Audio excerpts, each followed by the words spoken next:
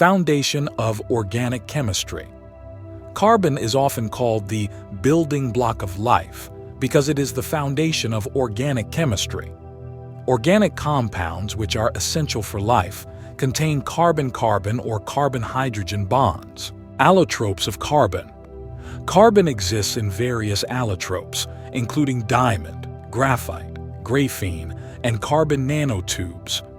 Each allotrope has unique properties and applications. Diamonds and graphite from the same element.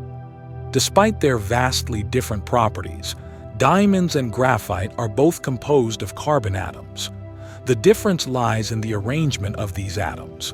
Diamonds have a three-dimensional crystal lattice, while graphite has layers of hexagonal sheets. Carbon footprint. The term carbon footprint refers to the total amount of greenhouse gases, especially carbon dioxide, that an individual, organization, or product is responsible for emitting, directly or indirectly. Carbon dating.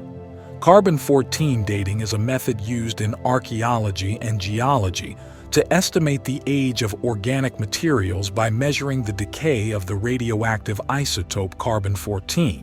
Carbon sequestration. Forests and oceans act as carbon sinks, absorbing and storing large amounts of carbon dioxide from the atmosphere. Carbon sequestration is a key strategy in mitigating climate change. Fullerene.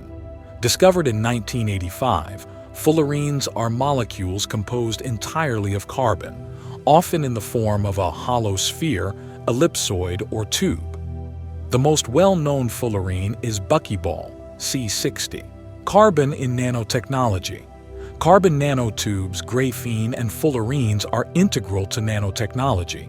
These carbon-based materials have extraordinary strength, electrical conductivity, and thermal conductivity. Activated carbon. Activated carbon is a highly porous form of carbon with a large surface area.